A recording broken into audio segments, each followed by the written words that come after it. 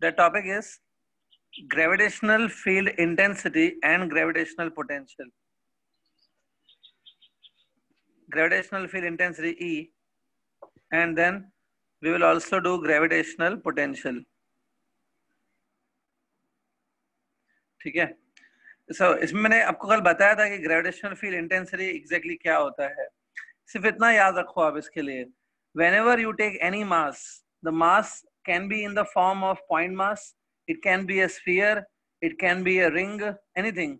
If you take any mass, तो mass अपने आसपास अपनी gravitational field create करता है. Okay, the mass creates a gravitational field around itself. ठीक है. तो अब उसकी gravitational जो field है, उसमें आपने कोई एक point ले लिया. उस point पे gravitational field can be measured, and that is written as gravitational field intensity. Gravitational field को मेजर किया जाता है और उसी को हम लोग लिखते हैं ग्रेविटेशनल फील्ड इंटेंसिटी. ठीक है.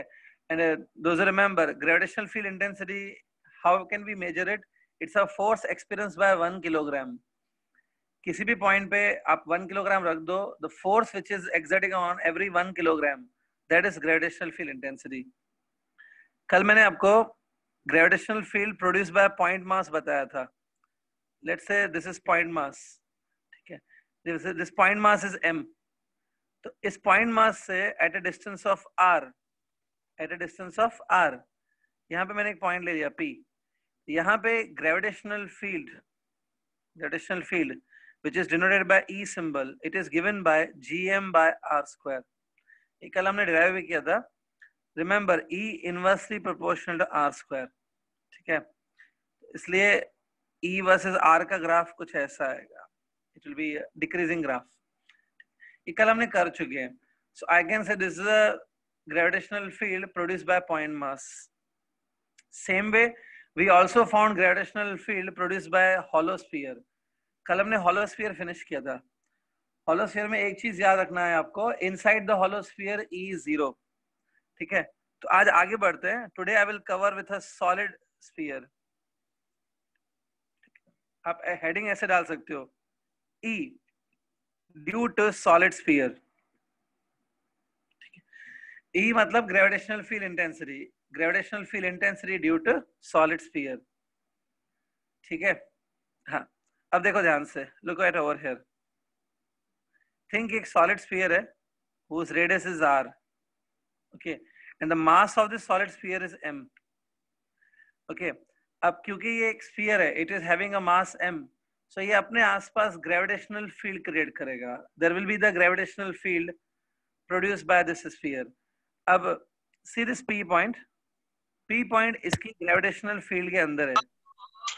The P point is at a distance of r from this sphere. ठीक है. P point is at a distance r from this. तो ये जो P point है ना, obviously this point is outside the sphere. Please mic off रखिए.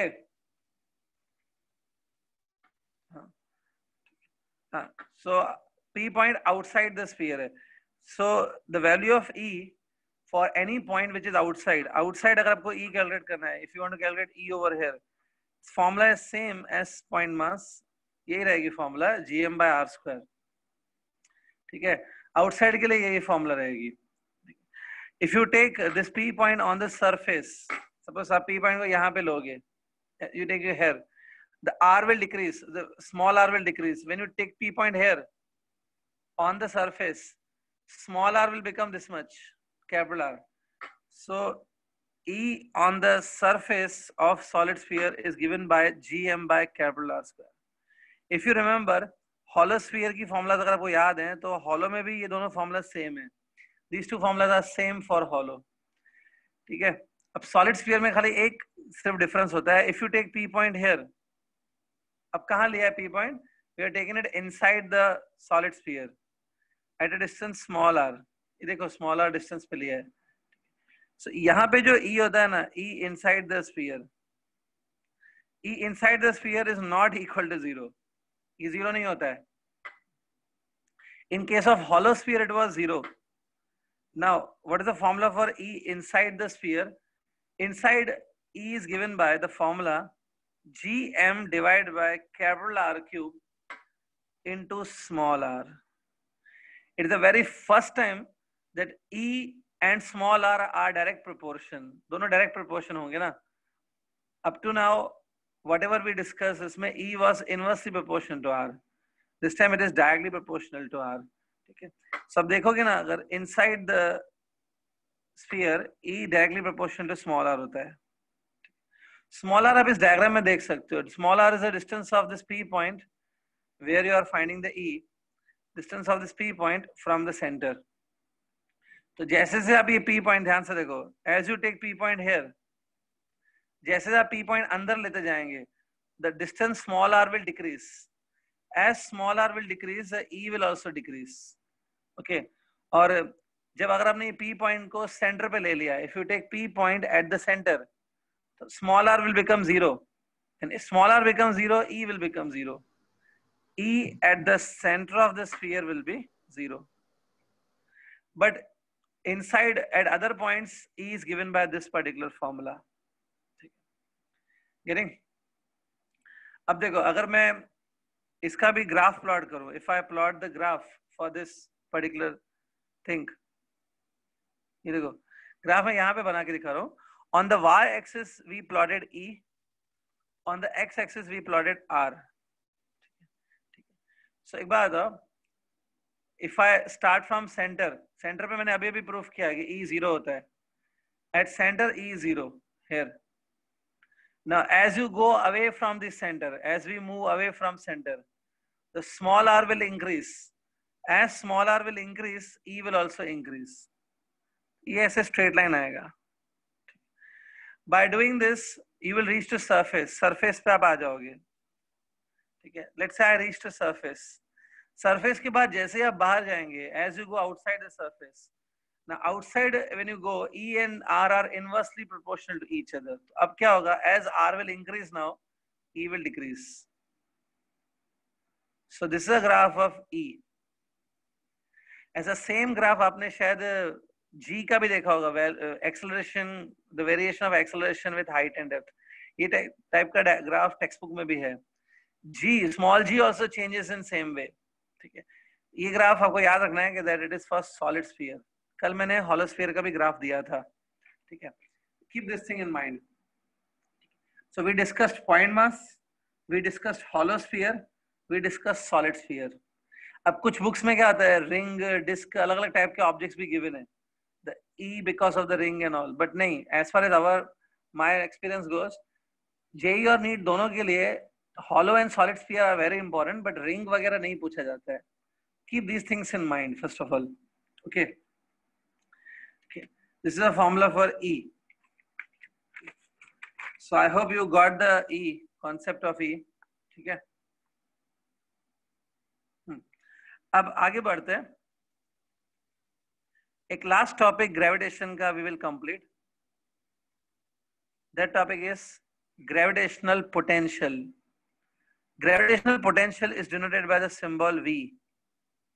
V symbol से denote होता है, and it is a scalar quantity.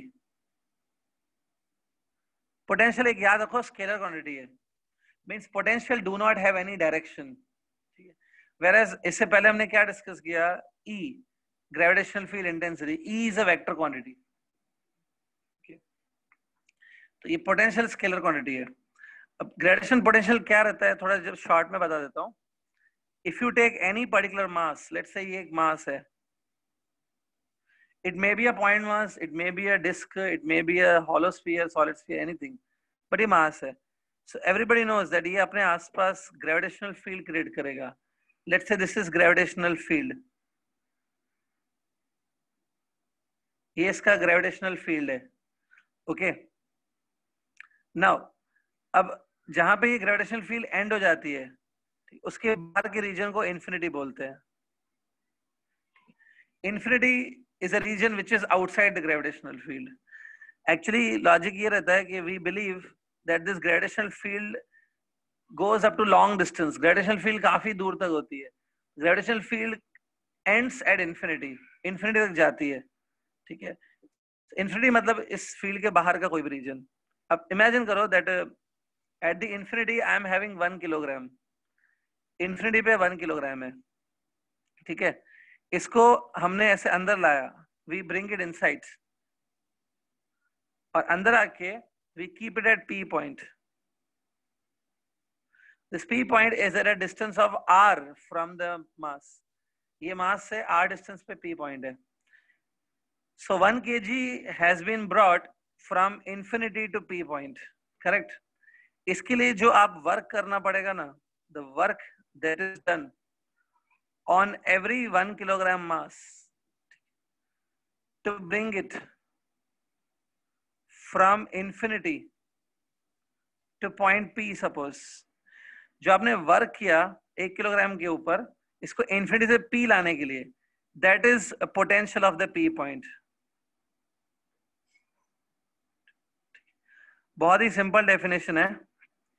Potential at any point, potential at P point or potential at any point is actually defined as work done on 1 kilogram to bring it from infinity to that point. आपको 1 kilogram, हर एक kilogram body के ऊपर जितना energy देना पड़ेगा, जितना work करना पड़ेगा to bring it up to P point, that is a potential of P point. ठीक है. सो P तक लाने के लिए 1 किलोग्राम के ऊपर जितना वर्क करना पड़ता है वही है P पॉइंट का potential. So remember this is a simple definition of potential. ठीक है. It's a work done to bring 1 kilogram mass from infinity to P point. ठीक है. अब देखो, सी, अब थोड़ी देर के लिए सपोज ऐसा अज्यूम करते हैं कि मैंने 1 किलोग्राम नहीं लाया, मैंने m0 किलोग्राम लेके आया. ये देखो, I bring m0 kilogram, it is m0, I bring m0 kilogram from infinity to P. ठीक है. तो इसके लिए जो वर्क करना पड़ेगा ना, the work that has to be done to bring m0 from infinity to r distance, ये हमने कल मैंने आपको बताया था. ये work done, this work done will be minus gm m0 divide by r. याद है कुछ पोटेंशियल एनर्जी की फॉर्मूला? जब हमने पोटेंशियल एनर्जी कल डिस्कस किया था, उससे पहले मैंने वर्क बताया था. This was a work done to bring m0 from infinity to r distance. ठीक है. ये वर्क डन है. अब pass this m0 on other side, इसको ऐसे लिख सकते हैं, I am passing m0 on other side. See, now w is a total work done, but as soon as you divide it with m0, w by m0, this will become work done on 1 kg. ये क्या है पता है? It's a work done per kg. So this is nothing but potential ना. तो potential की formula होती है minus gm by r. Here I simply derive it. This is formula for potential, not potential energy. I'm saying potential. So this is formula for potential at a distance r from the mass m.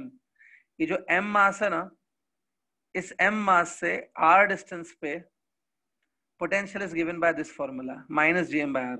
Remember, in the gravitation chapter, the potential as well as potential energy both are negative. ठीक है. Next, the unit of potential. Unit of potential is joule per kg. Since it is a work done on 1 kilogram of the body, definition क्या बोलता है? It's a work done on 1 kg. That's why it is joule per kg. ठीक है. This is सबसे पहले basic formula याद रखो potential की. It's a work done to bring 1 kilogram body. ठीक है. अब मैं आगे बढ़ता हूँ. I hope you have noted down this. ठीक है. ठीक है. Clear? ठीक है. ठीक है. Now see, अब next क्या कर लेते हैं? Now let's see some special formulas in potential. First thing, we want to find suppose potential due to point mass. क्या मतलब है इसका? इसका मतलब है there will be one point mass, एक point mass होगा. The point mass will create the gravitational field, and inside that gravitational field we want to find potential at a point. So we want to find potential, but it will be because of the point mass. The field will be created by point mass. ठीक है. अब देखो ध्यान से, think एक point mass है, it is m. ठीक है. इस point mass से at a distance of r, here is a P point. So we want to find out potential at P point. इसकी फॉर्मूला जो मैंने अभी अभी डिराइव की वही लगेगी. potential is given by minus gm by r. This is a formula for potential. It's minus gm by r. ठीक है? Potential will be this one only, minus gm by r. ठीक है? अब देखो, usually nobody will ask you the graph of potential versus r. मतलब v और r का graph कोई पूछेगा तो नहीं, पर फिर भी आपके नॉलेज के लिए बता देता हूँ, मे बी समटाइम पूछ लें. Suppose for this situation, for the point mass, we want to plot the graph of v versus r. तो सबसे पहले आपको एक चीज दिख रही है कि v तो नेगेटिव में है ना, that's why this graph will go in the fourth quadrant. Graph fourth quadrant में आएगा. अब इमेजिन करो that as you take p point here, as you take p point towards left, r will decrease. Now अब कुछ student ये सोच रहे होंगे कि as r will decrease, v will increase. ठीक है? नहीं, as r will decrease, ठीक है, you can say this fraction will increase. As r decreases, this fraction will increase. Negative sign दिख रहा है, negative में it will increase. That means actually v decreases. होता क्या पता है यहाँ पे?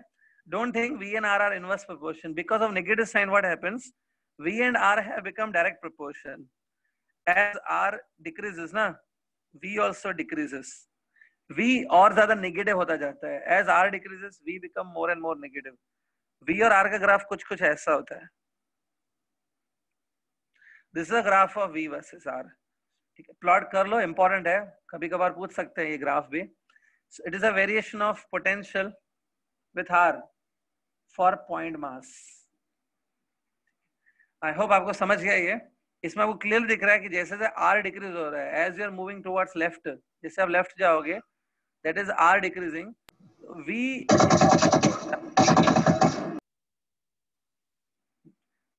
also decreases. ठीक है, अब मैं आगे बढ़ता हूं. Now I will tell you potential due to hollow sphere. Potential due to hollow sphere. Now see, imagine that it is a hollow sphere of radius capital R, mass m, but ये पूरा hollow है. तो आपको याद होगा hollow sphere के अंदर E0 होता है. E0 inside the hollow sphere. अगर आपने यहाँ पे एक पॉइंट लिया P, which is at a distance of R from the center, R is always the distance from center. ठीक है? So ये P point कहाँ पे है? Is it outside the sphere ना? So potential, if I want to find outside the sphere, it is given by this formula only. Same formula bar bar use होती है. This formula only. Minus gm by r. It's a formula for potential outside. अब अगर आप ये P point को यहाँ पे लेंगे, as you take P point here, the value of small r will decrease. Small r कम हो जाएगा, इतना हो जाएगा. But as you take P point here, small r will decrease. When you take P point on the surface, small r become capital R. तो surface के लिए खाली कुछ भी नहीं करना है. For surface, just put small r as a capital R. Minus gm by capital R will come. ठीक है? अब अंदर जाते हैं. अंदर आपको याद है E0 है. ठीक है? एक चीज याद रखो, जहां पे भी E0 होती है ना, ग्रेविटेशनल फील्ड 0 है, वहां पे पोटेंशियल कांस्टेंट रहता है. ठीक है? एक फॉर्मूला है, you might have seen this formula. It is a relation between E and the V. E is given by minus dV by dr. Here V is a potential, let's say gravitational potential. So E is a gravitational field intensity. E gravitational field intensity है, तो V क्या होगा? Gravitational potential होगा. So it is a relation between gravitational field intensity and gravitational potential. It's the same relation electrostatics में भी आता है. If I say E is a electric field intensity, so V will be the electric potential. तो ये हमेशा relation होता है field intensity, gravitational field intensity और gravitational potential के बीच में. अब inside आपको याद है E तो 0 है ना, तो अंदर E 0 है, तो put this E as 0. So derivative of V is 0. Derivative of V is 0, that means V is constant. ठीक है, तो होता क्या पता है, अंदर क्योंकि E जीरो है तो पोटेंशियल कांस्टेंट होता है. Actually inside this sphere potential is same as potential on surface. जितना पोटेंशियल सरफेस पे है उतना ही पोटेंशियल इनसाइड भी होता है. Inside potential is same as on the surface. ठीक है, so this is the potential on surface, it is also potential inside. ठीक है, मैं भी क्विकली आगे बढ़ता हूं. Now I will tell you the graph of V versus R for the hollow sphere. अब देखो इसमें भी if you see the potential is negative, everywhere it is negative potential, so that's why the graph will go in the fourth quadrant. Potential will be negative. Okay. Okay. Outside the sphere potential is given by this formula.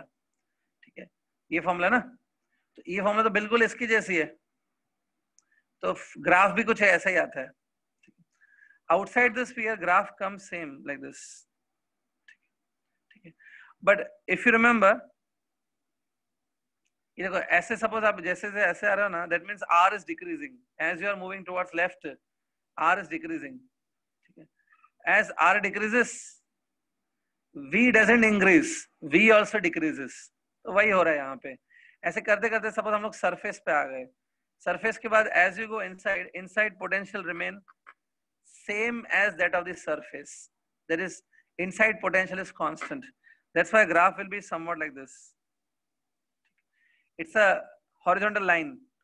This is a graph of V versus R. ऐसे और फिर horizontal line. So remember, this is a graph for hollow sphere.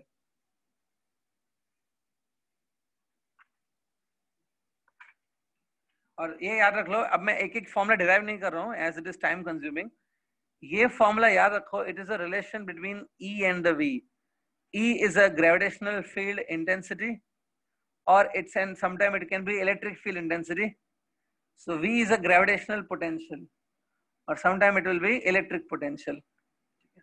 Same formula आप electrostatics में भी use करते हो. Now I hope this is clear. This is called hollow sphere. एक last object ले लेते हैं, solid sphere.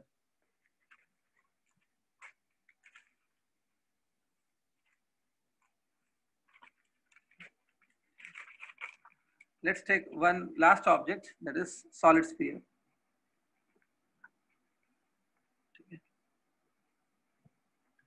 See it. Solid sphere ले लेते हैं. Potential due to solid sphere, that is V due to solid sphere.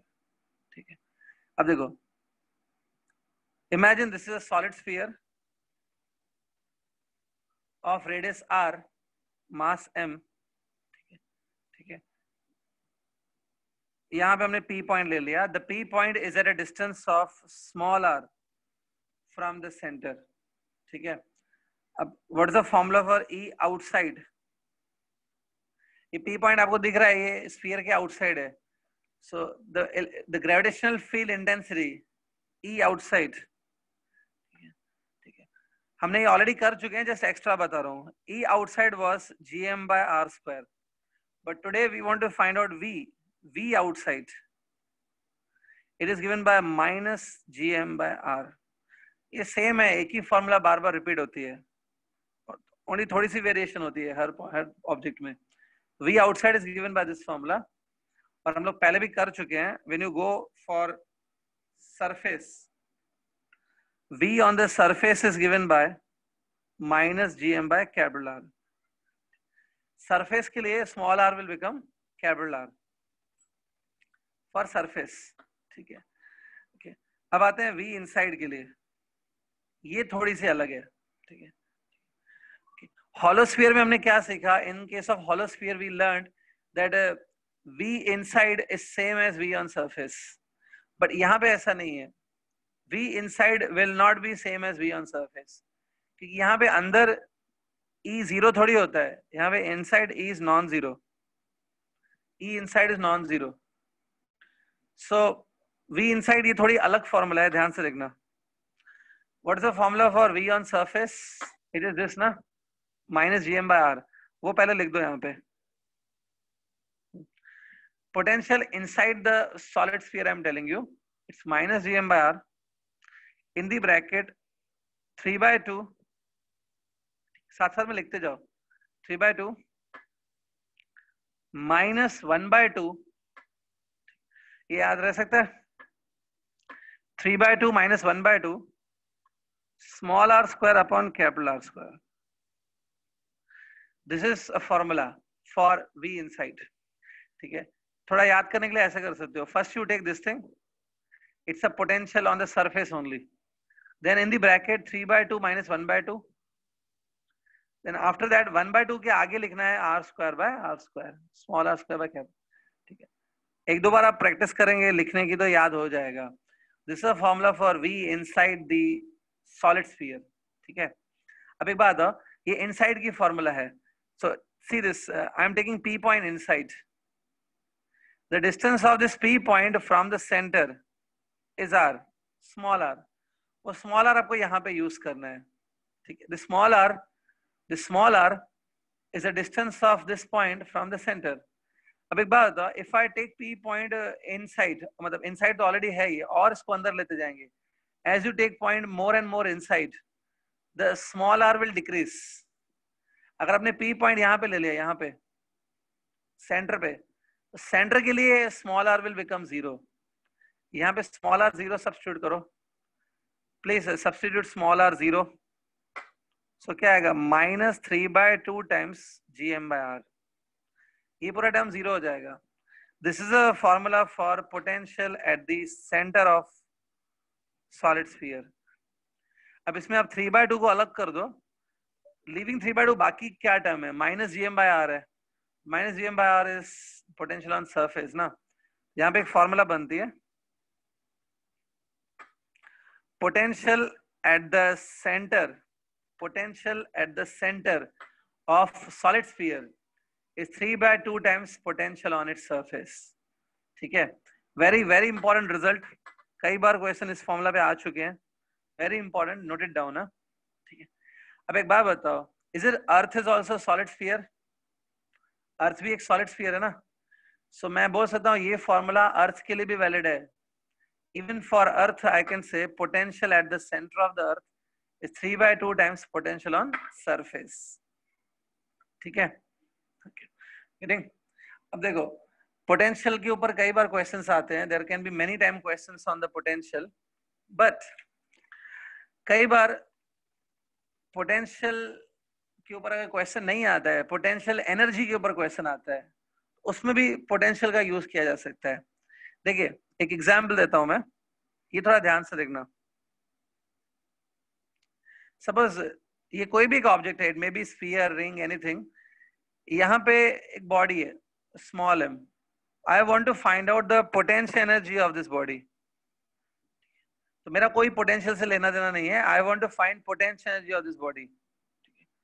तो आप बोलेंगे सर हाँ ये तो हमें पता है, पोटेंशियल एनर्जी कल हमने सीखा था, it is minus GMM by r.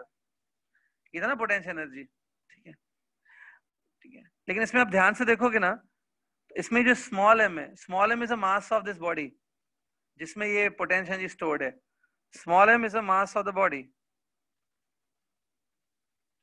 अब स्मॉल m को साइड कर दो, बाकी जो टर्म है ना minus GM by r, it's a potential on the surface. ठीक है, तो यहाँ पे एक चीज दिखेगी, potential on the surface into small m into mass of the body gives you potential energy. ठीक है, तो देखो यहाँ पे एक सिंपल फॉर्मूला बनती है. This formula is also sometime useful. अगर आपको फाइंड आउट करनी है potential energy stored in the body, so आप ऐसा भी कर सकते हो, वो बॉडी जहां पे लोकेटेड है ना, उस प्लेस का पोटेंशियल फाइंड करो into mass of the body. That will also give you potential energy. ये फॉर्मूला सीधा याद रख सकते हो. If suppose you know the potential of any particular point, multiply that potential with mass of the body, so you will get potential energy stored in this body. इस पे मैं 1 or 2 numerical solve करके बता दूं. Let's see 1 or 2 numerical on this. ठीक है, ताकि आपको और क्लियरिटी आ जाए. ठीक है, let's solve one problem on this. ठीक है, एक प्रॉब्लम कर लेते हैं. Okay, now I am dictating the question, important है, लिख लो. Right on. A 5 kilogram body, a 5 kilogram body is dropped into a tunnel, is dropped into a tunnel dug in the earth, dug, D-U-G, dug in the earth, okay, as shown in figure, as shown in figure, full stop. Find its velocity, find its velocity when it reaches to center of earth. Find its velocity when it reaches to the center of earth. ठीक है? I hope सबने question लिख लिया. ठीक है, लिख लिया सबने क्वेश्चन. ठीक है, अब देखो मैं एक्सप्लेन कर देता हूं. Imagine this is earth, this is centre of earth. हमने ऐसे एक टनल बनाई है. Let's say we have made a tunnel like this. This tunnel is passing through center of the earth. Here we are having a body of 2 kilogram. 2 kilogram मैं फिलहाल नहीं लिख रहा हूँ. I am writing it as a small m. Mass मैंने small m लिखा है. The mass of earth is capital M. इस stone को हमने से छोड़ दिया, रिलीज कर दिया. Actually reality है कि if you leave this like this, it will do the oscillation. यहाँ पे ये SHM perform करेगा inside the tunnel. ठीक है, लेकिन हमें उसमें नहीं जाना है. We just want to find out कि जब ये यहाँ पहुंचेगा at the centre, how much will be its velocity और how much will be its speed at the centre. Speed at C कितना होगा, that we want to find. ठीक है, तो अभी देखो इसको कैसे कर सकते हैं, एक तरीका बता देता हूँ. सी, जब स्टोन यहाँ पे रहेगा ना, मीन्स वो सरफेस पे है. The stone will have a potential energy on the surface. ठीक है, जब सेम स्टोन सेंटर पे पहुंचेगा, then also it will have some potential energy that I am writing as potential energy at the center.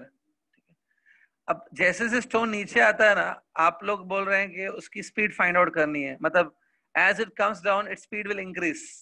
जैसे चीज नीचे जाती है उसकी स्पीड बढ़ती है. स्पीड बढ़ेगी मतलब काइनेटिक एनर्जी बढ़ेगी. तो काइनेटिक एनर्जी आ कहां से रही है? डेफिनेटली पोटेंशियल एनर्जी लॉस हो रही होगी. Here I can write in this particular situation that when body reaches from surface to center, the loss in potential energy of the body will be equal to gain in its kinetic energy. Body जब यहां से नीचे गिर के centre पे आएगा ना, तो उसने जो पोटेंशियल एनर्जी बॉडी ने लॉस किया, that will convert into kinetic energy. ठीक है, लॉस इन पोटेंशियल एनर्जी कैसे मिलेगा? Potential energy on the surface minus potential energy at the centre.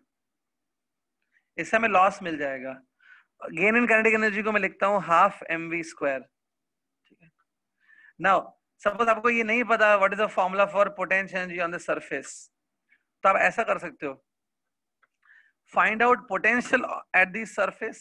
This is potential at the surface into mass of the body. ये मैंने आपको formula बताई थी. When you multiply potential with mass of the body, you will get potential energy. तो find out potential on the surface into mass of the body. This will give you potential energy minus. Same way, if I want to find potential energy at the center, potential energy of the body when it reaches to center, you can do like this: potential at the center into mass of the body equal to half mv square. तो देखो ये small m cut हो जाएगा. Small m हमने याद है 2 kilogram था, but वो नीड नहीं है, वो कट हो गया. v square by 2. Now what is the formula for potential at the surface? Is it, ये अर्थ की बात चल रही है ना, तो अर्थ तो सॉलिड स्फीयर है. potential on the surface will be minus gm by capital R. minus ये है potential on the center. आपको याद होगा सेंटर के लिए मैंने बताया था ये चीज. potential at the center is 3 by 2 times potential of surface. ये वाली, this is potential at the center. So potential at the center will be this much, minus 3 by 2 gm by r. remember potential at the center is 3/2 times potential of surface. इसको आप कोई भी solve कर सकता है. This will become plus. Solve करो please. आपका आएगा gm/2r equal to v square by 2. 2 gets cancelled. So velocity when it reaches to the earth center, that velocity will be this much. This is the final answer. थोड़ा समझ के लो इसको. I suggest note it down. Important है. तो अगर आपको suppose potential नहीं पता तो please find potential at that place into mass of the body. Yeah. So I did one question on the potential also.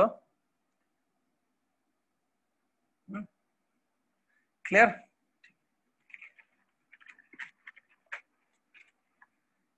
I hope it is completed. Potential पर एक last question solve कर लेते हैं.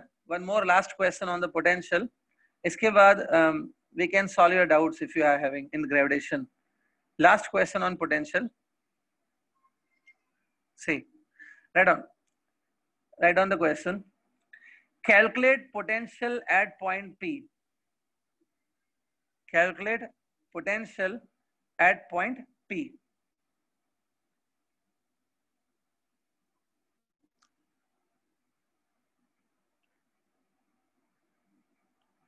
Question हो गया. अब ये diagram आपको गिवन है. थिंक ये एक हॉलो स्फीयर है. Okay, it's a hollow sphere. The mass of this hollow sphere is m/2. Mass of this hollow sphere is m/2. और इसका जो ये सेंटर है ना, सेंटर दिख रहा है, सेंटर पे भी मास रखा हुआ है m/2. At the center also there is a mass of m/2. Radius of this sphere is capital R. Radius capital R है. And you need to find out the potential at P point, right? ये P point है. Okay, the distance of this P point from the point mass. देखो इसके centre पे ना एक point mass रखा हुआ है. सेंटर पे जो पॉइंट मास है वो m/2 है. तो सेंटर से ये जो डिस्टेंस है इट इज r/2. सेंटर से ये डिस्टेंस r/2 है. ठीक है. You need to find potential at P point. ठीक है. तो जो स्टूडेंट अभी ध्यान से लेक्चर सुन रहे हैं, अपने पूरा ध्यान से सुना है, तो definitely you can try this question. ठीक है. You try. I'm giving you 2 minutes. Try to solve this question and give me the answer. Try.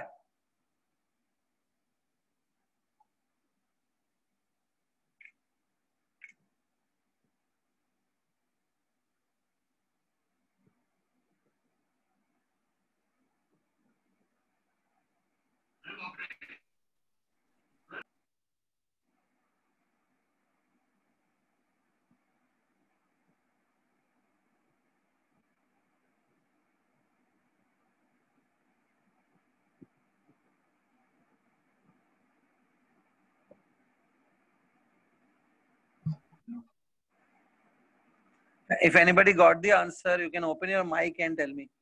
Sir, answer मिला -gm/2r. कितना रिपीट करो. -gm/2r. नहीं, इनकरेक्ट है. इनकरेक्ट. सर हाँ बोलो. -gm/r. नहीं, इनकरेक्ट है.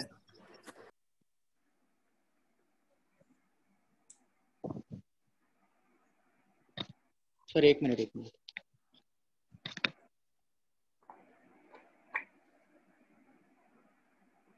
Yeah, anybody? Sir, 1 minute.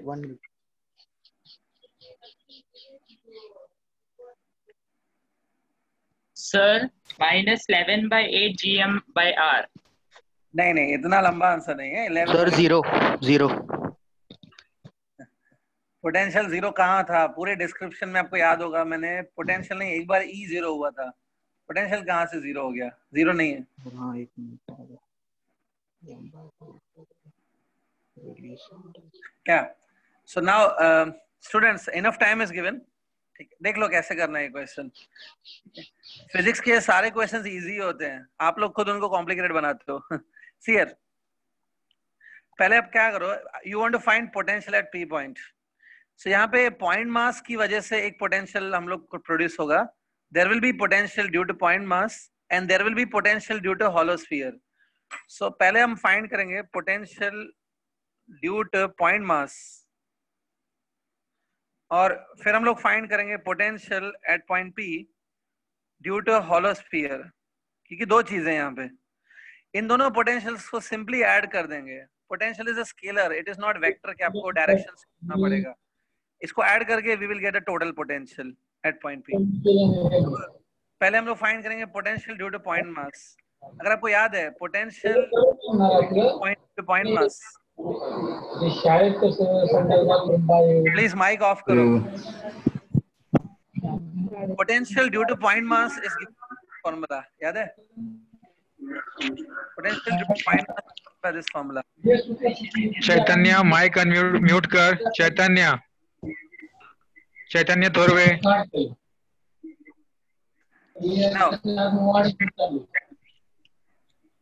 बच्चे बीच बीच में माइक ऑन कर रहे हैं सर. ठीक है. हाँ. चैतन्य सर -3gm/2 आ रहा है क्या आंसर? हाँ करेक्ट है. See, now those who are not getting answer, see the quickly. This is a formula for potential due to point mass. Point mass की वजह से ये पोटेंशियल होता है. अब इसमें m क्या होता है? m इज अ पॉइंट मास. यहाँ पे पॉइंट मास m/2 है ना, तो ये m नहीं आएगा. This will be m/2. m will be m/2. r is a distance. अब पॉइंट मास का p पॉइंट से कितना डिस्टेंस है? r/2 है ना, तो यहाँ पे r/2 आएगा. सी फॉर्मूला आपको पता है, बट m पॉइंट मास कितना है? m/2 है, and r is a distance of point mass, वो r/2 है. This 2 gets cancelled. It's just minus gm/r. This I got potential due to point mass. Now I want to find potential due to hollow sphere. अब एक बात है, ये P point पे I want to calculate the potential due to hollow sphere. Is it a P point is inside the hollow sphere ना? याद होगा आपको, potential inside the hollow sphere is same as potential on its surface. Hollow sphere की surface पे आप potential calculate करो, that is same as potential inside. So surface पे potential क्या होता है? उसकी फॉर्मूला क्या है? ये फॉर्मूला है ना सरफेस के लिए. So potential due to hollow sphere, इसके लिए हम लोग फॉर्मूला लगाएंगे सरफेस वाली, दैट इज ये फॉर्मूला लगाएंगे. लेकिन इसमें m is a mass of hollow sphere. Mass of hollow sphere is m/2 ना, and r is the radius of hollow sphere, which is r. यहाँ पे r आएगा. So it is -12 gm/r. ये -12 और ये -1 मिलके हो जाएगा -3/2 gm/r. This is the answer of this question. ध्यान से देख लो. Potential due to hollow sphere, it is potential inside की फॉर्मूला लगेगी, but potential inside is same as potential on surface. Surface वाली फॉर्मूला लगेगी.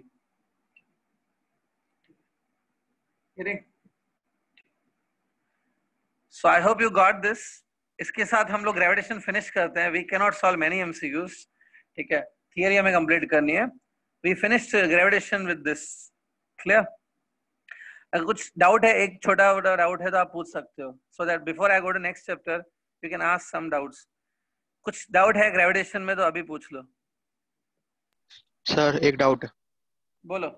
सर आपने बोला था हॉलो स्फीयर के अंदर जो ग्रेविटेशनल फील्ड रहती है वो 0 रहती है, वो क्यों 0 रहती है? लेकिन हाँ E 0 होती है. हाँ क्यों रहती है लेकिन वो 0 क्यों होती है? हाँ अच्छा ठीक है,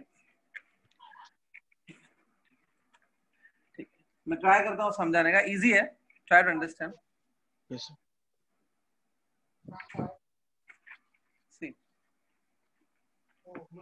लुक हियर, देखो, लेट्स से ये एक हॉलो स्फीयर है. ठीक है, इट्स अ हॉलो स्फीयर. इसमें अगर आपने यहाँ पे सपोज यहाँ पे आपको E कैलकुलेट करना है, इट्स अ हॉलो स्फीयर. यहाँ पे आपको E कैलकुलेट करना है, तो मेथड क्या है? You keep 1 kilogram body here. The force experienced by 1 kilogram is known as E. The force experienced by 1 kilogram is called as E. तो ये 1 किलोग्राम रखा.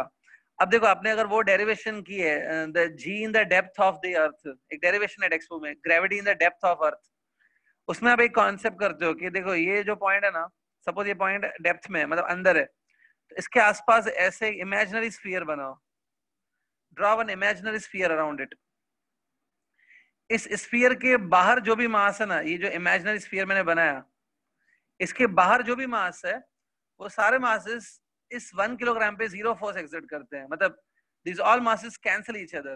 The effect of all these masses on this one is cancelling. ये आपने उस derivation में भी है, depth वाले डेरिवेशन में, जो भी मास इस इमेजिनरी स्फीयर के बाहर है वो सब कैंसिल आउट हो जाते हैं। The force of these all masses on this point will be zero.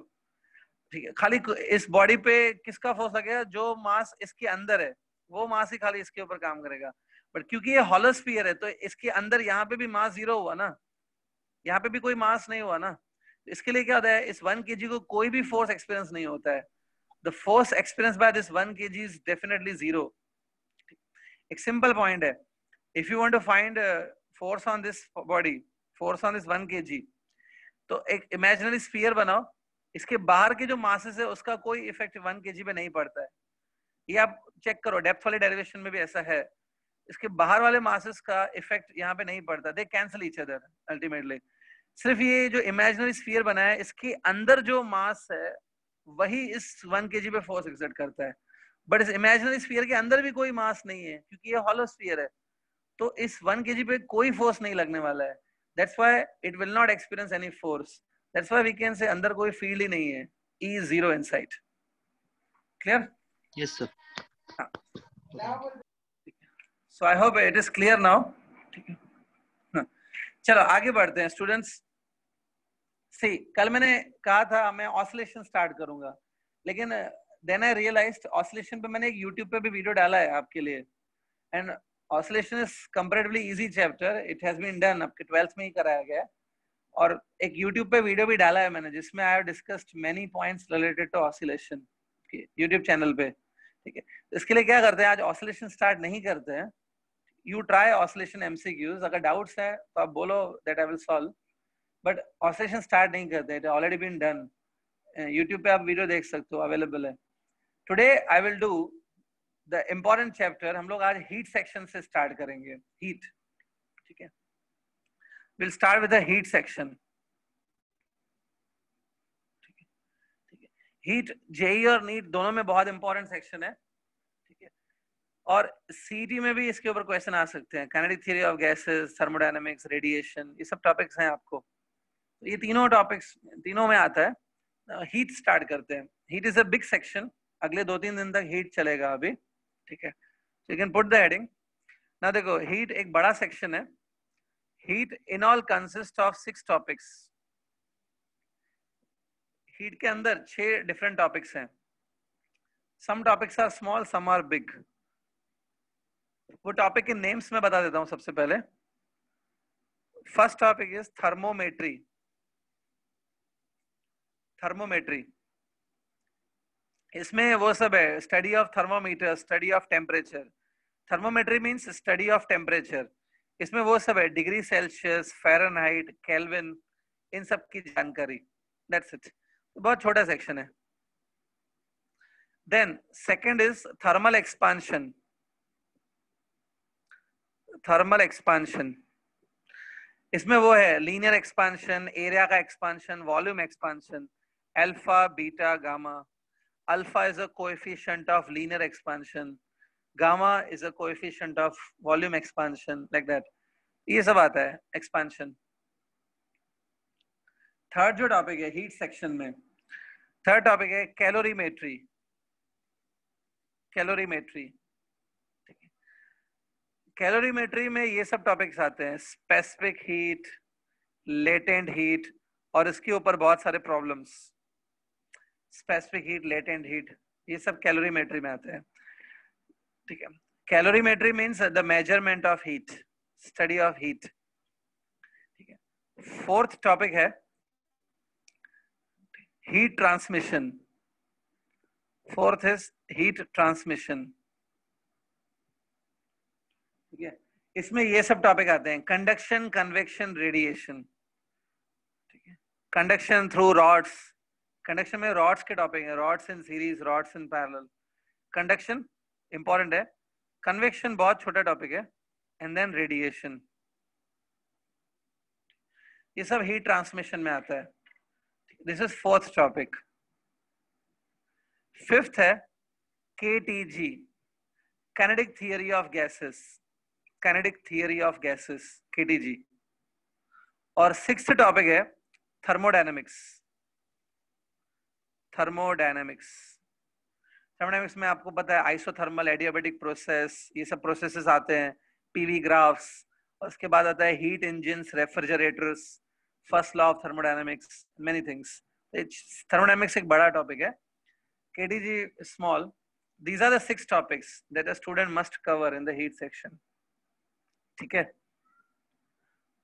So these are the 6 topics. I hope सारे topics के बारे में थोड़ा आपने पढ़ा है, तो कुछ याद आ रहा होगा सारे topics. ठीक है? So आज मेरी एक ट्राई रहेगी, मैं ट्राई करूंगा पहले 3 टॉपिक फिनिश करने का, the theory of first 3 topics. Remaining 3 topics we will do in the next lecture. Okay. So let's start with thermometry. Thermometry से स्टार्ट कर रहा हूं मैं. See it. Put the heading thermometry. Now, इसमें क्या क्या पॉइंट्स याद करने को है वो मैं बता देता हूं. Whenever you make any thermometer, जब भी आप कोई थर्मोमीटर बनाते हो, suppose you want to design a thermometer today, तो थर्मोमीटर के लिए हम लोग एक क्या करेंगे, we will take a mercury bulb. ये mercury रहेगा. We will use mercury. All of you have seen the mercury thermometers. ये thermometer ले लिया. अब इसके बाद इसमें क्या करना होता है, suppose you take this mercury thermometer and put it into the freezing water. इसको freezing water में डाल दो, मतलब ऐसा water जो अभी आइस में कन्वर्ट हो रहा है, it's freezing cold. ठीक है, तो क्या होगा, mercury suppose यहाँ पे आके रुक गया. Let's say mercury stops here. Mercury यहाँ पे है, मतलब ये इसका टेम्परेचर हो गया. This thing is called as LFP. LFP means lower fixed point. Lower fixed point. Throughout the world एक ही रूल है, जब भी आपको लोअर पॉइंट ढूंढनी है, लोअर फिक्स पॉइंट, तो उसको फ्रीजिंग वाटर में थर्मोमीटर को डालना चाहिए. इसको बोलते हैं LFP. ठीक है, this is the way you have to find the LFP. Lower fix point. अब क्या करो, यू टेक सेम थर्मोमीटर और इस थर्मोमीटर को डाल दो बॉइलिंग वाटर में. Put up the thermometer in the boiling water. When you put up the thermometer in the boiling water, तो इसमें क्या, मर्क्यूरी राइज होके ऊपर आ जाएगा. मर्क्यूरी विल कम अप, ठीक है. बॉइलिंग वाटर का टेम्परेचर ज्यादा होता है. ठीक है, बॉइलिंग वाटर मतलब जो वाटर स्टीम में कन्वर्ट हो रहा है अभी. So temperature let's say यहाँ पे आ गया. This is called a UFP, upper fixed point. ठीक है, सारी वर्ल्ड के लिए यही रूल है कि LFP निकालने के लिए आपको फ्रीजिंग वाटर में डालना पड़ता है, UFP निकालने के लिए बॉइलिंग वाटर. इसके अलावा आप कोई और तरीके से UFP LFP नहीं निकाल सकते. So these are the fixed point for entire world. सब जगह फिक्स पॉइंट ऐसे होती है. अब देखो, if you are developing a Celsius scale, अगर आपको सेल्सियस में टेम्परेचर मेजर करना है, you want to make a thermometer in the Celsius scale. Celsius scale में क्या होता है, this LFP is named as 0 degree Celsius. LFP का नाम रखा जाता है 0 degree Celsius. It is our choice. हमने इसका नाम 0 degree रखा है. और UFP का नेम रखा जाता है 100 degree Celsius. 0 और 100. If you are having a thermometer, अपने थर्मोमीटर वापस लेते हैं. ठीक है, ये आपका LFP, ये UFP. ठीक है, लेकिन suppose if you want to make a Fahrenheit thermometer, you want a thermometer which can measure in the Fahrenheits. Fahrenheit में क्या होता है, LFP, ये जो LFP है ये सेम ही रहेगा, सेम LFP है. LFP is named as 32 Fahrenheit. LFP is named as 32 Fahrenheit. And UFP is named as 212 Fahrenheit. 212 Fahrenheit. ठीक है, पहले ये दोनों थर्मोमीटर समझ के लो. ठीक है, अब सी, अगर सपोज सेल्सियस स्केल में यहाँ पे सपोज कोई टेम्परेचर है which is T degree Celsius. In Celsius it is T degree Celsius. And you want to find out, आपको find करना है कि यही same temperature Fahrenheit scale में कितना होगा, how much it is in Fahrenheit scale. तो शायद आपको conversion भी पता होगा, how to do it from Celsius to Fahrenheit. But आज मैं एक important formula बता रहा हूँ, वो formula ध्यान से देखना, वो important है. Suppose we are having a particular temperature in the Celsius. Celsius में किसी बॉडी का टेम्परेचर सेल्सियस में T डिग्री सेल्सियस है, तो वही बॉडी का टेम्परेचर फ़ारेनहाइट में कितना आएगा, आई वांट टू फाइंड. तो उसके लिए मेथड क्या है, see it. The formula that I am going to tell you now, वो थोड़ा ध्यान में रखना, इसके ऊपर क्वेश्चंस आ सकते हैं इन द जेईई और नीट. ठीक है, अब क्या करो, take a temperature in the degree Celsius, take temperature in degree Celsius minus lower fix point. ठीक है, LFP सब्ट्रैक्ट करो, lower fix point of the Celsius scale, divide by UFP minus LFP. ये पूरा रेशियो देखो, UFP minus LFP. ठीक है, अब क्या करो, सेम आपने जो ये रेशियो निकाला है, सपोज ये आप फ़ारेनहाइट में निकालोगे, तो the temperature of T degree Celsius in the Fahrenheit, let's say it is F Fahrenheit. जो टेम्परेचर आपने सेल्सियस में लिखा है T Celsius, suppose same temperature suppose जब फ़ारेनहाइट में कन्वर्ट किया तो वो F है. सो ये है same temperature T but in Fahrenheit now. F minus LFP, this is the LFP of Fahrenheit, divide by UFP of the Fahrenheit minus LFP of Fahrenheit. जैसे आपने ये रेशियो लिखा है, ये पूरा सेल्सियस में है, you have to take UFP LFP of Celsius. Same ratio मैंने फ़ारेनहाइट के लिए लिखा है, ये रेशियो कांस्टेंट रहता है, you have to take them equal लेना है. यूजिंग दिस आपका आंसर आ सकता है, you can convert from Celsius to Fahrenheit. इसमें देखो मैं करके दिखा देता हूँ. This T is any temperature in the Celsius. What is the LFP in the Celsius? In the Celsius scale, if you remember, in the Celsius scale LFP is named as 0 degree Celsius ना, and UFP is named as 100. So ठीक है, ये जो LFP लिखा है, it will be 0 degree Celsius, UFP will be 100 degree Celsius, 100 minus 0. ये solve करो, ये क्या आएगा, it will be just T by 100. अभी देखो, this is the same temperature in Fahrenheit. Lower fix point LFP of the Fahrenheit, Fahrenheit का LFP था 32 and UFP को नेम दिया जाता है 212 माइनस 32. इसको आप सॉल्व करो, it is F minus 32 divide by 180. ठीक है, ये कैंसिल हो जाएगा. ठीक है, T is given by, please pass 10 on that side, 10 divide by 18 F minus 32. 10 by 18 को आप सॉल्व करो, it is 5 by 9.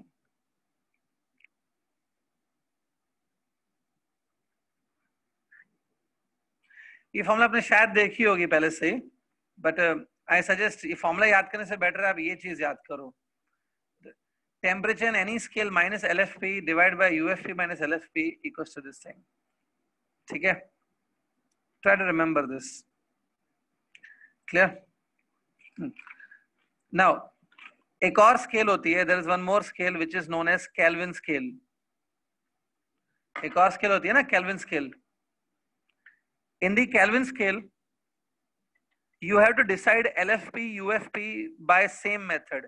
LFP find करने के लिए you have to put in the freezing water, UFP find करने के लिए you have to put in the boiling water. ठीक है, लेकिन खाली क्या होता है केल्विन स्केल पे, LFP जो है it is named as 273.15 Kelvin.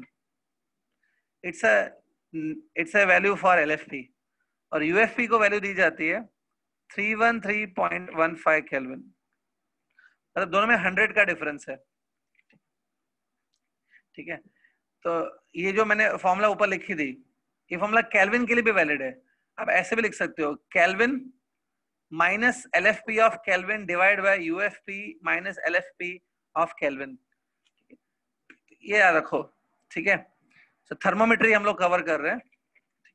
Next एक पॉइंट है, ठीक है। If you are given a temperature of -40 degree Celsius, suppose ये टेम्परेचर है किसी बॉडी का, -40 degree Celsius is a temperature of a body, ठीक है। If you convert this temperature into Fahrenheit, Fahrenheit में कन्वर्ट किया तो फ़ारेनहाइट में भी ये -40 ही आता है। It also comes same in Fahrenheit.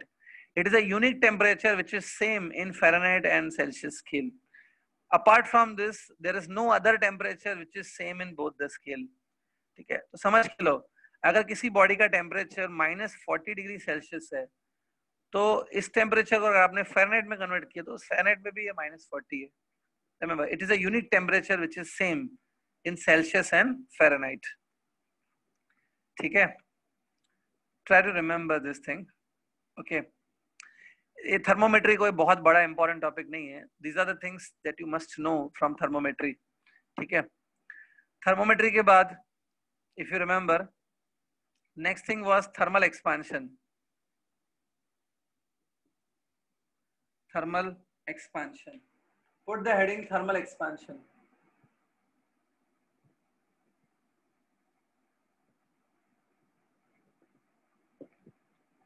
Thermal expansion.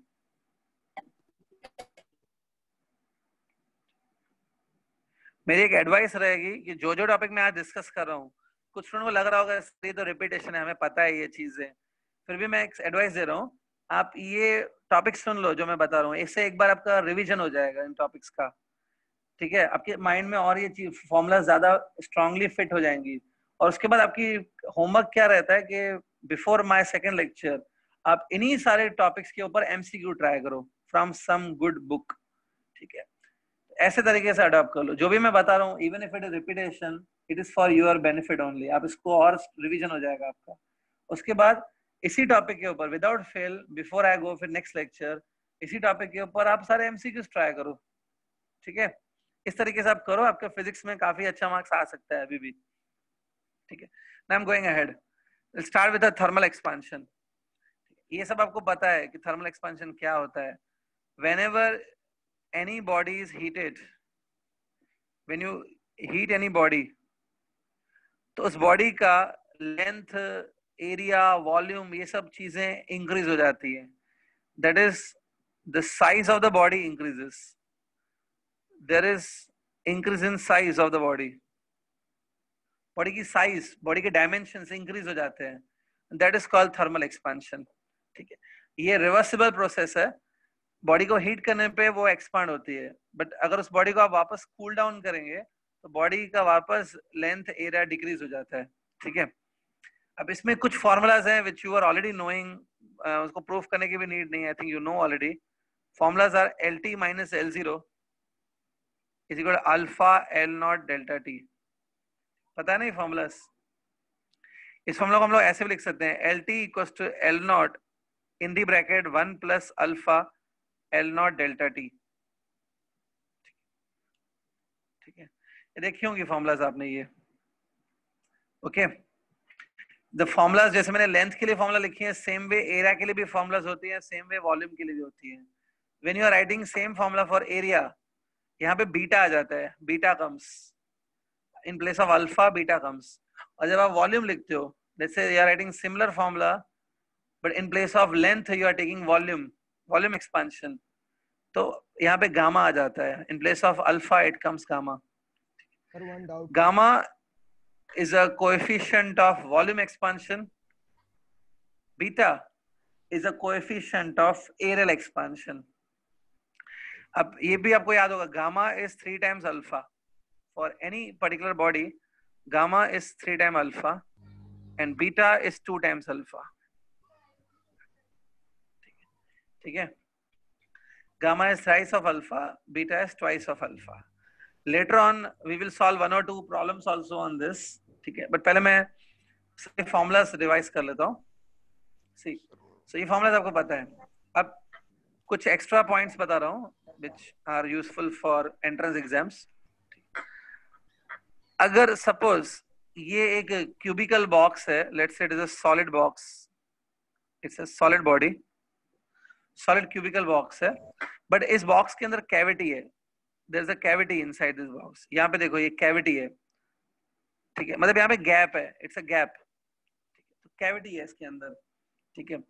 Now if you heat up this box, if this solid body is heated, if this solid body is heated, इसको heat किया, सो क्वेश्चन ये होता है कि ये जो कैविटी है, cavity का साइज डिक्रीज होगा या कैविटी का साइज इंक्रीज होगा, या कैविटी का साइज उतना का उतना ही रहेगा, सेम रहेगा। The cavity will increase in size और the cavity will decrease in its size और कैविटी विल रिमेन सेम, ठीक है। किसी को अगर आंसर पता है, already you know this thing, so you can open your mic and tell me the answer. जब आप इस बॉडी को हीट करोगे तो कैविटी क्या होगा, कैविटी श्रिंक हो जाएगा, कैविटी छोटा हो जाएगा, ये कैविटी बड़ा हो जाएगा, या कैविटी सेम साइज का रहेगा, ठीक है। या anybody if having answer you can open mic and tell me. Sir increase. Sir increase होगा। इंक्रीज सेम रहेगा, इंक्रीज होगा, मतलब कैविटी भी बड़ा हो जाएगा, इंक्रीज होएगा। सेम रहेगा, सर डिक्रीज होएगा। डिक्रीज डिक्रीज नहीं, इंक्रीज इंक्रीज करेक्ट है, इंक्रीज होएगा। Cavity will also increase in size. मैं आपको रीजन बताता हूँ, कैविटी भी इंक्रीज होगा बट, ठीक है। Now listen, cavity definitely increase होगा। नाउ लिसन, कैसे इंक्रीज होगा? देखो अब फिजिक्स में क्या होता है, आपको अगर आप चीजें विजुअलाइज कर सकते हो तो आपका आंसर आ जाएगा। कभी कभी ऐसा होता है कि हमें जो चीज लगती है वो रॉन्ग होती है, एक्चुअली हमें लगता है लेकिन वो गलत होता है एक्चुअली। यहाँ पे आप कैसे, मैं एक सिंपल एक्सप्लेनेशन दे रहा हूँ इसका। इमेजिन ये कैविटी है ना, ठीक है, यहाँ पे आप कुछ मॉलिक्यूल्स ले लो, सी ये डॉट्स दिख रहे हैं, think these are the molecules of the solid body, solid body के मॉलिक्यूल्स हैं।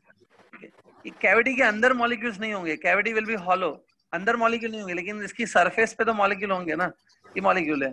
अब एक बात बताओ, when you heat up this body, जब इस बॉडी को हीट करोगे, so the distance between these molecules should increase or distance between molecules should decrease? Increase Definitely increase distance between molecules should increase, ठीक है। अगर इन मॉलिक्यूल्स के बीच में distance increase होगा तो कैविटी का साइज भी इंक्रीज होगा ना।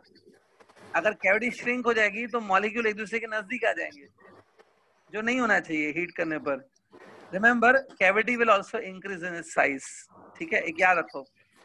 यहाँ पे जैसे जैसे बॉडी इंक्रीज होता है वैसे वैसे कैविटी भी इंक्रीज होता है, ठीक है। कुछ बुक्स में ऐसा लिखा जाता है that cavity works as a body, cavity भी एक बॉडी की तरह काम करती है। बॉडी एक्सपांड हो रही है, कैविटी भी एक्सपांड होती है, ठीक है। रिमेंबर दिस रिजल्ट, ठीक है। चलो मैं कुछ और पॉइंट्स बता रहा हूँ।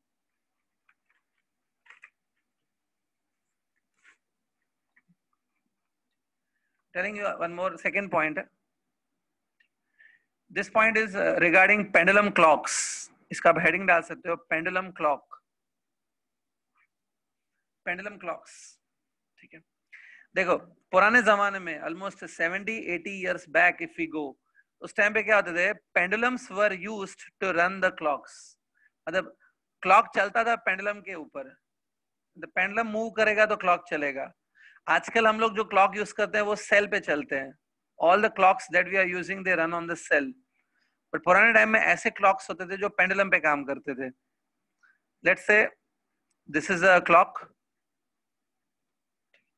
क्लॉक में यहाँ पे छोटी सी घड़ी होती है और नीचे एक लंबा सा पेंडुलम ऐसे हैंग होता है, and it keeps on oscillating like this, ऐसे नीचे, और ऊपर घड़ी चलती थी। शायद आपने ऐसे क्लॉक्स पुरानी मूवीज वगैरह में देख सकते हो, बहुत बड़े क्लॉक्स होते थे, इनको बोलते हैं पेंडुलम क्लॉक्स, ठीक है। अब इसमें होता क्या है, this pendulum is made up of metal, pendulum is made up of metal. Let's say the length of this pendulum is L. L is the length of pendulum. The time period of oscillation of this pendulum, the time period of oscillation of this pendulum is given by 2 pi root of L by G. ये आपको पता है formula. अब होता क्या है, एक example देता हूं मैं to understand it, ठीक है। अगर सपोज ये टाइम पीरियड 2 सेकेंड है, एक एग्जांपल है ये just, say time period is 2 seconds. That means the pendulum completes oscillation in 2 seconds. So ऐसे clocks में होता क्या था कि जब भी ये pendulum एक oscillation complete करेगा, whenever the pendulum will complete one oscillation, ठीक है, तो ये जो घड़ी है ना, घड़ी 2 सेकंड आगे जाती थी. The clock will advance by 2 seconds. ठीक है, इसमें कोई प्रॉब्लम भी नहीं है. देखो time period of the pendulum 2 second है, मतलब pendulum will finish oscillation in 2 second. तो इसमें अरेंजमेंट कैसे होती है कि जैसे ही पेंडुलम एक ऑसिलेशन पूरा करता है, तो clock will go ahead by 2 second. ये पेंडुलम ने अपना एक ऑसिलेशन पूरा किया, क्लॉक आगे जाता है बाय 2 सेकंड, कोई प्रॉब्लम नहीं है. लेकिन क्या होता है ऐसे पेंडुलम्स में, जब समर आता है, let's say now summer is there, during summer temperature increases. ठीक है, टेम्परेचर इंक्रीज होने पे this metal pendulum will expand. इस पेंडुलम की लेंथ इंक्रीज हो जाती है. Let's say the length of the pendulum increases from L to L dash.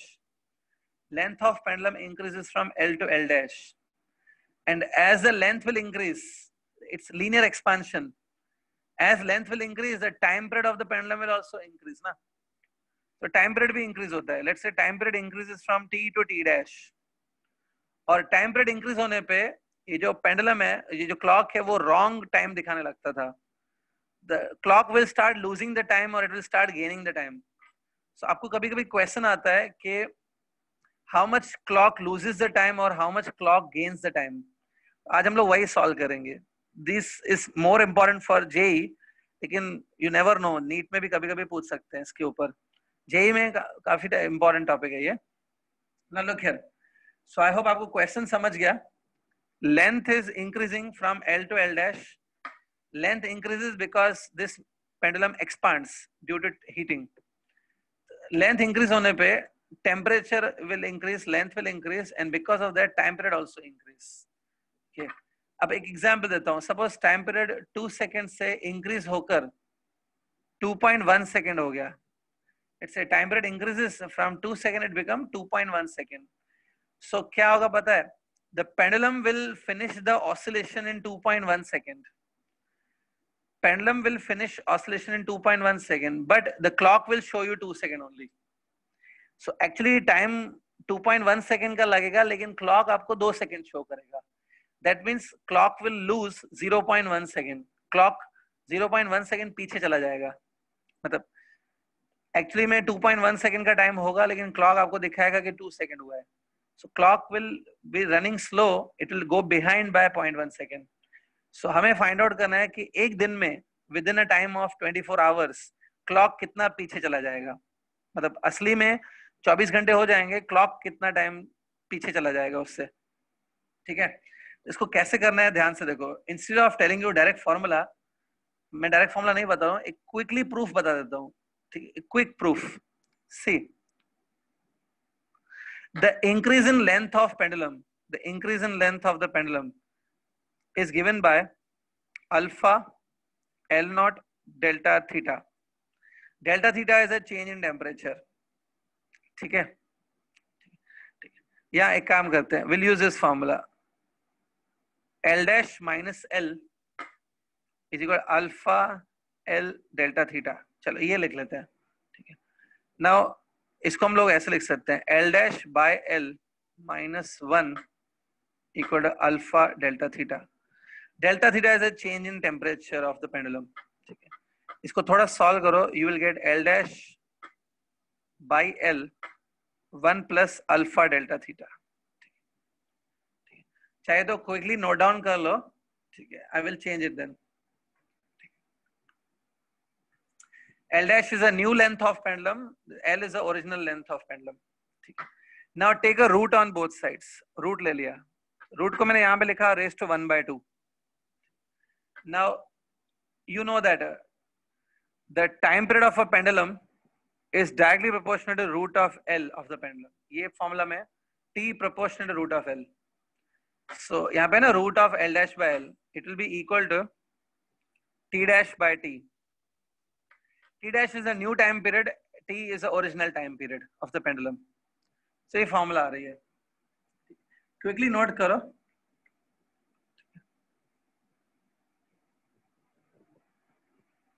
Okay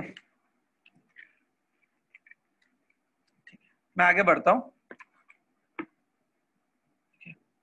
So here I got that t dash by t is equal to 1 plus alpha delta theta raised to power half. ठीक है. इसमें से भी काम कर देंगे. Let's assume that alpha is small and delta theta is also small. Alpha already small होता है. Coefficient of linear expansion is already small. Temperature also small. तो इसमें हम लोग binomial लगा सकते हैं. It will become 1 plus half alpha delta theta t dash by t. ठीक है. अब ये 1 को आप उधर शिफ्ट करो. Shift this 1 on that side और थोड़ा सॉल्व करो. आपको आएगा t dash minus t divide by t equals to half alpha delta theta. अब ये t dash by t है ना, t dash minus t, it's a loss in time. ये लॉस है एक्चुअली. ठीक है. It's a loss in time. ठीक है. t dash minus t, this is loss in time. मैं देखो एक एग्जांपल लेता हूं. Let's say t dash is 2.1 second, t is 2 second. So 2.1 minus 2, 0.1 second. 0.1 second का लॉस होगा ना. But you know the loss is t dash minus t. t dash minus t loss है. It's a loss in every t seconds.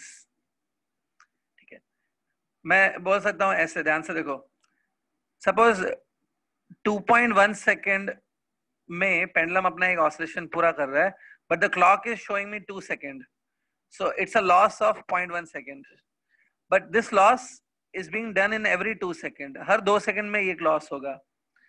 Similarly, this is also loss in every t second. Now suppose loss is x in 86,400 seconds. This is a loss in this much seconds. So this is a loss in this many seconds. अगर आपको पता है 86,400 second is means it is 1 day. 1 day is equal to 86,400 second. So loss is this much in every this second. हमें अभी इसमें से x find करना है. So it's a unitary method. ऐसे cross multiply करो, you will get x into t equal to t dash minus t into 86,400. इसमें से आप x निकालो. X will be t dash minus t divided by t into 86,400.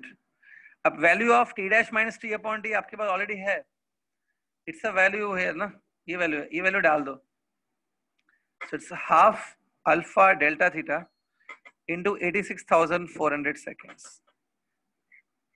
ये क्या है पता है? It's a loss in time. इतना loss होगा per day. मतलब घड़ी इतने सेकंड पीछे चली जाएगी एक एक दिन में. This is a value. Here alpha is a coefficient of linear expansion of the pendulum and delta theta is a change in temperature of the pendulum. ठीक है. I know that मुझे ये पता है कि 2 की टेबल 86,000 पे लगा सकता हूँ मैं. I can apply the table of 2 on this. But I suggest आप ऐसे ही याद रखो. ये है अगर आपको एक दिन में लॉस निकालना है. If you want to find loss in 1 day, यहाँ पे 86,400 आएगा.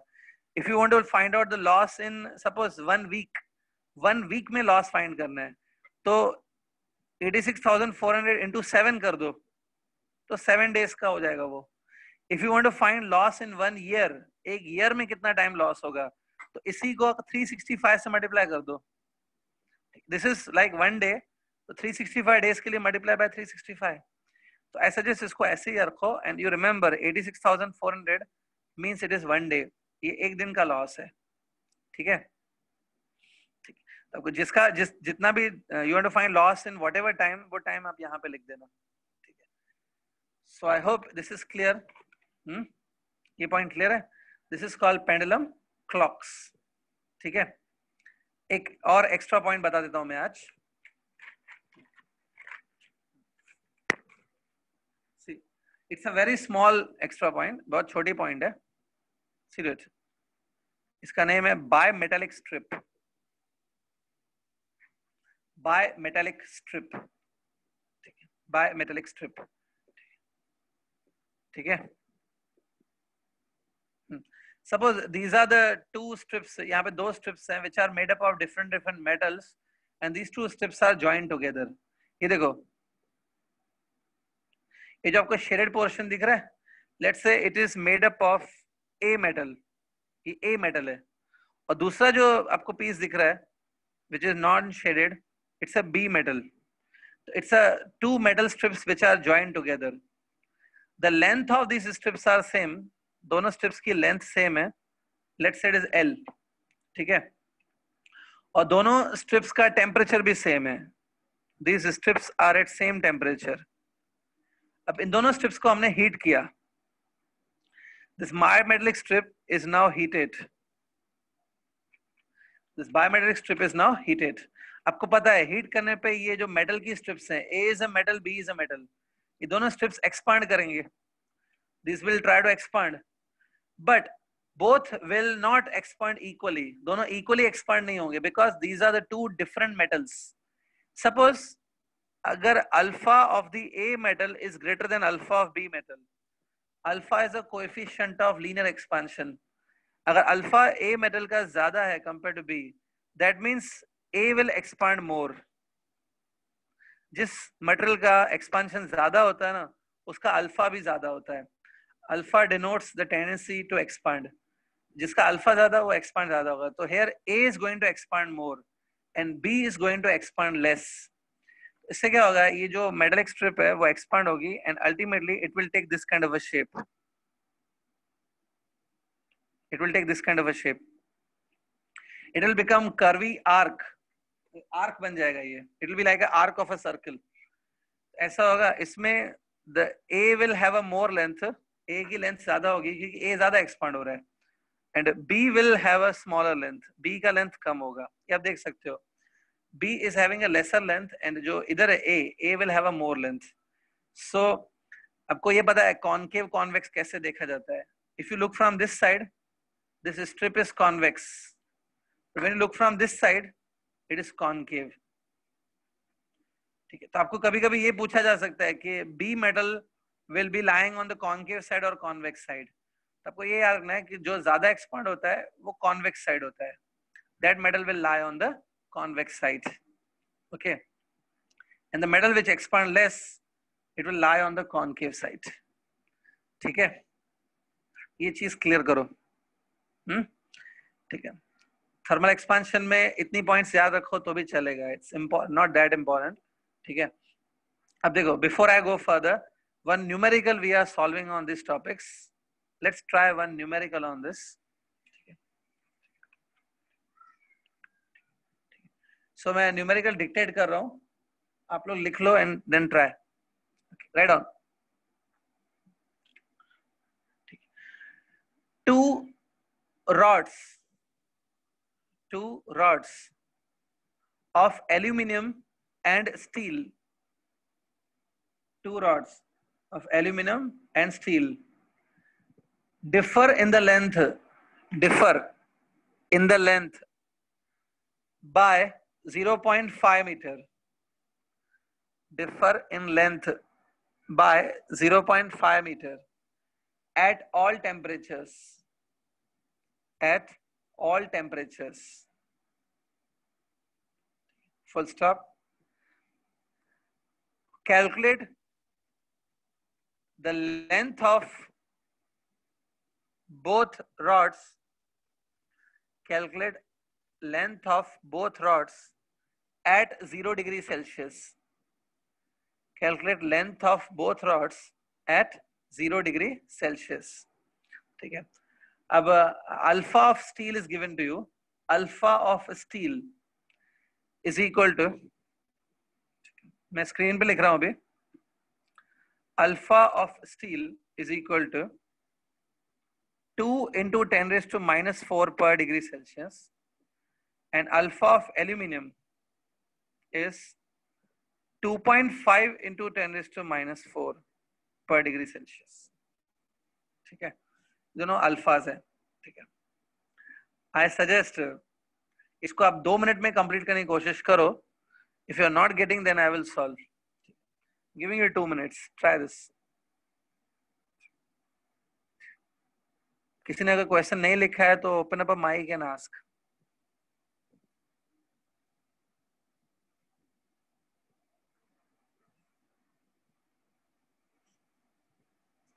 ये क्वेश्चन 11th स्टैंडर्ड में आपने शायद किया होगा. It was in the text book only. Similar question was in textbook. Yeah.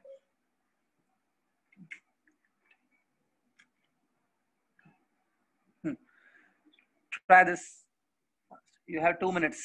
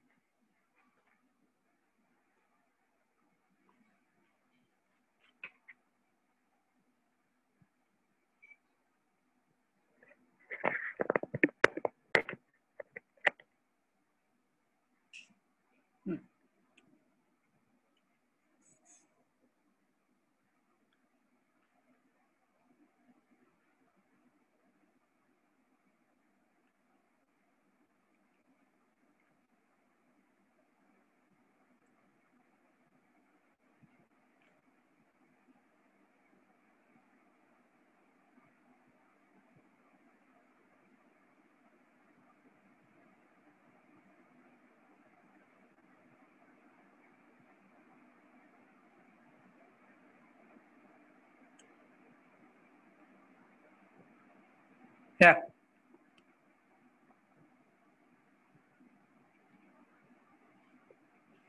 Anybody getting answer?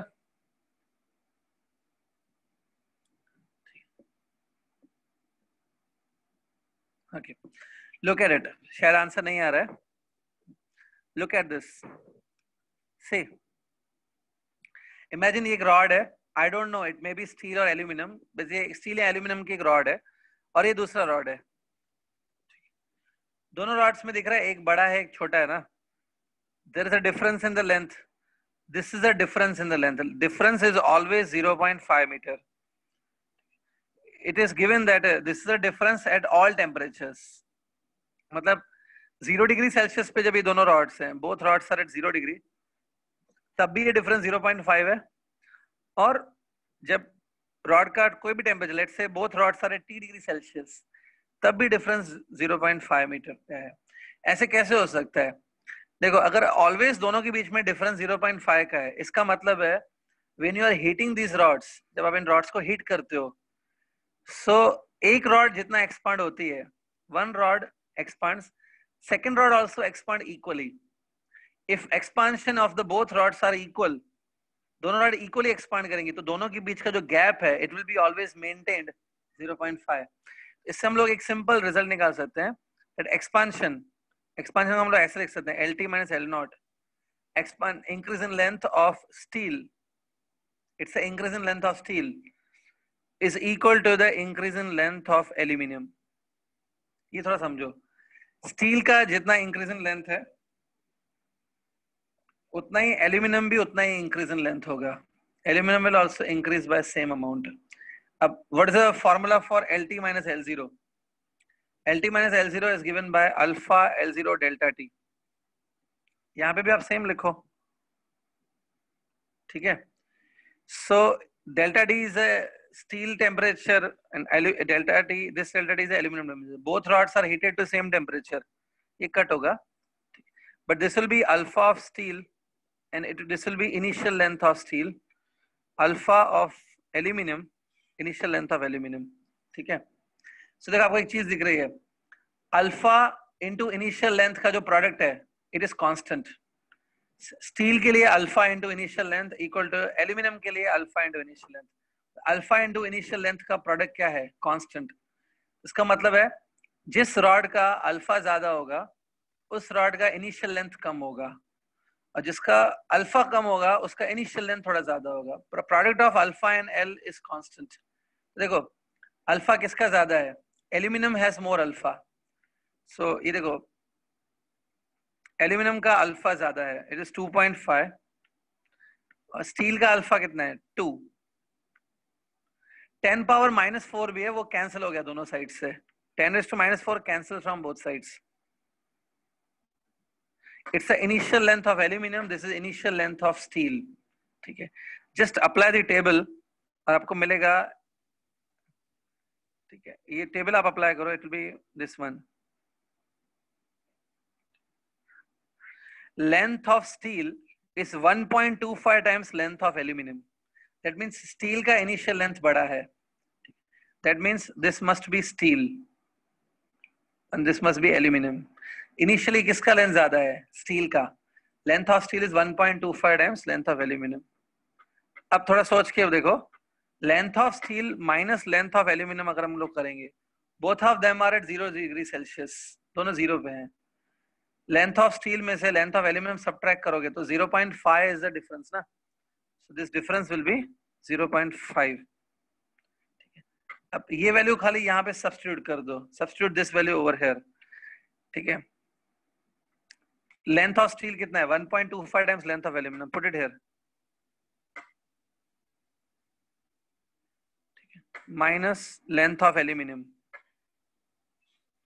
ये कोई भी सॉल्व कर सकता है. It's like 1.25 minus 1, which is 0.25 equal to this. Solve करो, आ गया. Length of aluminum comes to be, just solve it. It is like 50 by 25. 2. Length of aluminum 2 है. And this length of aluminum you put up here. इसको यहाँ डाल दो. आपको length of steel भी आ जाएगा. Put it and solve. You will get length of steel. वो आएगा 2.5 meter. These are the lengths of both rod. थोड़ा समझ के लो question को. Getting? So I gave you time also. आपको खाली ये सोचना था कि जितना steel में increase in length होगा, that will be the increase in length of aluminum. ठीक है. तो आज हमने लगभग thermometry तक किया है and plus thermal expansion. ठीक है. You try the MCQs on this topic. कुछ doubts है तो कल लेकर आओ. Tomorrow I will start with calorimetry. That is that topic, latent heat and specific heat. ठीक है. We stop the lecture now. आज के टॉपिक में कोई डाउट है तो आप पूछ सकते हो. Is there any doubt in today's topic?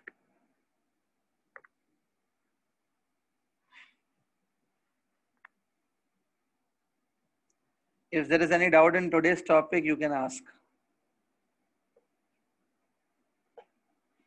Kamlesh sir. हाँ सर. डाउट है क्या किसी को? किसी को डाउट है? संजना तुझे डाउट है? ठीक है सर. बोले नहीं है तो कल भले आराम से इनको बोलो इस टॉपिक एमसीक्यू करें. ठीक है स्टूडेंट्स, एमसीक्यू ट्राई करो. अगर कुछ रहेगा तो कल भी आप पूछ सकते हो. कमलेश सर वेट करना. हाँ जरा मैं बच्चों से बात करूंगा. सर मैं एग्जिट कर रहा हूँ. हाँ चलेगा. सुनील सर आप ये हाँ आप एग्जिट कर सकते हैं. ओके स्टूडेंट्स, आई होप कि सब लोग इसके बेसिस पे पढ़ाई कर रहे हो. एटलीस्ट जो लोग लेक्चर अटेंड कर रहे हैं वो लोग तो पढ़ाई कर रहे हैं. अभी 2-3 चीज. पहली चीज, जो अदर सब्जेक्ट्स हैं उसमें आपको कोई टॉपिक में कुछ रिक्वायरमेंट है तो जो भी रिक्वायरमेंट है आप वो लिख के जीनियस के नंबर पे व्हाट्सअप करो. केमिस्ट्री में, मैथ्स में, बायो में ऐसा कुछ रिक्वायरमेंट है तो आप लिख के प्लीज व्हाट्सअप करो. दूसरी चीज, कल लेक्चर शाम को नहीं होगा. कल लेक्चर नहीं होगा, संडे को लेक्चर रहेगा. ठीक है. तो अब तक जो भी पढ़ा है सर ने आप उसको प्लीज प्रिपेयर करो एंड संडे के दिन वापस कंटिन्यू लेक्चर होगा. जो पूछना रहेगा आप पूछ लेना. तीसरी बात, जो हम लोग टॉपिक वाइज टेस्ट ले रहे थे, ग्रुप में मैं क्वेश्चन सर्कुलेट कर रहा था, उसमें से आप पता नहीं आप लोग कितने लोग दे रहे थे. वो ऑल्टरनेट डे, पहले मैं डेली रख रहा था, मैं मंडे ऑनवर्ड्स ऑल्टरनेट डे रखूंगा. तो उसके लिए भी रेडी रहो. बट सबसे इंपॉर्टेंट है कि आप पढ़ना स्टार्ट करो. इसके बेसिस पे आप लोग कम से कम एमसीक्यूज जितना सॉल्व कर सकते हो घर पे करो. डेली सॉल्व करो. एक अच्छा मौका है, आपको टाइम मिला है. अभी भी इतना 2 महीने का लगभग टाइम है. पढ़ के ना इतना अच्छा स्कोर कर लो ना कि शायद आपने भी पहले नहीं सोचा था कि हम लोग इतना अच्छा कर सकते हैं. तो ये प्लीज मौके का फायदा उठाओ. इसको प्लीज बर्बाद मत जाने दो कि कैसे भी टाइम पास कर रहे हैं. ठीक है. तो अगेन कल लेक्चर नहीं होगा, परसों होगा. जो भी डिटेल रहेगा मैं ग्रुप में शेयर करता रहूंगा. और Monday onwards alternate day topic के टेस्ट रहेंगे. कुछ भी रिक्वायरमेंट है आप जीनियस के नंबर पे व्हाट्सअप करो. अदर सब्जेक्ट से अगर कुछ आपको चाहिए तो. Thank you very much Kamlesh sir. Okay.